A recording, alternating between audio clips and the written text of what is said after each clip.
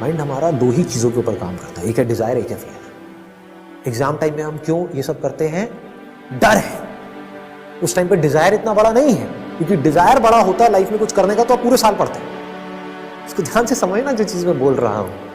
आप में फेल होने का डर है, इसलिए एग्जाम टाइम में आप मैसिव एक्शन ले रहे हैं। किसी के अंदर कोई नौकरी करता है, उसके अंदर एक डर है कि अगर मैंने काम नहीं किया तो मुझे नौकरी से निकाल देंगे, तो वो डर की वजह से काम कर रहा है और उस काम में कोई गलती भी नहीं हुई है, मतलब काम परफेक्शन से कर रहा है। लेकिन किस वजह से? उसको काम में मजा नहीं आ रहा है, वो मोटिवेटेड नहीं है, वो डरा हुआ है। समझ रहे हो? मोटिवेशन में और डर में और इंस्पिरेशन में, इन तीनों के स्ट्रक्चर को अगर हम समझ गए तो मजा आ जाएगा। फिर आप खेल सकते हैं, इन तीनों को यूज कर सकते हैं। मोटिवेशन क्या है? वो हमेशा एक्सटर्नल होता है। किसी चीज का मोटिवेशन है, जैसे कोई सेल्स पर्सन है किसी कंपनी में, उसके लिए मोटिवेशन क्या है कि अगर तुमने इस टारगेट को अचीव किया तो इतना इंसेंटिव मिलेगा। हो सकता है उसको मजा नहीं आ रहा है उस काम में, उसको झूठ बोलना पड़ रहा है, उसको अच्छा नहीं लग रहा है झूठ बोलना, वो एक ऐसा प्रोडक्ट बेच रहा है जो बिल्कुल बेकार है।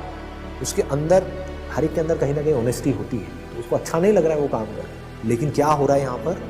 मोटिवेशन। कोई डर नहीं है, ये टारगेट अचीव नहीं किया तो आपको नौकरी से नहीं निकालेंगे, लेकिन मोटिवेशन, इतना पैसा मिलेगा, इस पैसे से क्या होगा? बड़ा घर, बड़ी गाड़ी, बड़ा बैंक बैलेंस, दूसरा घर, तीसरा घर और जमीन।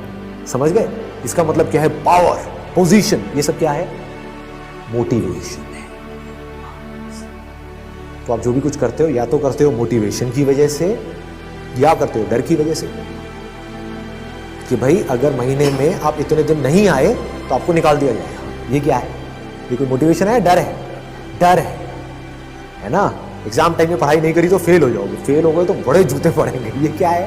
डर है। इस डर के बेस पे आप किसी से कोई भी काम करा सकते हो, किसी दूसरे से भी और खुद से भी।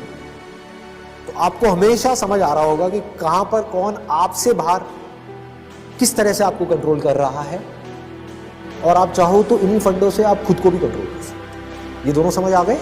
मोटिवेशन है ना, और डर। तीसरा क्या है? इंस्पिरेशन। अब ये इंस्पिरेशन क्या है?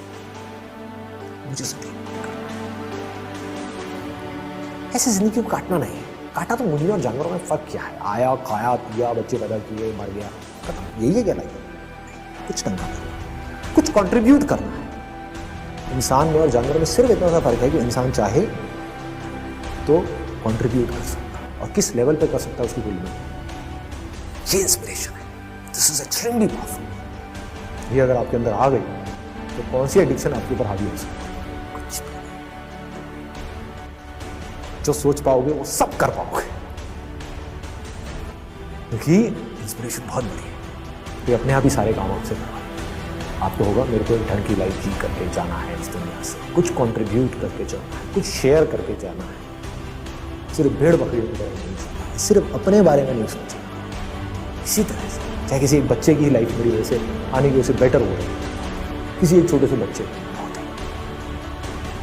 ये इंस्पिरेशन।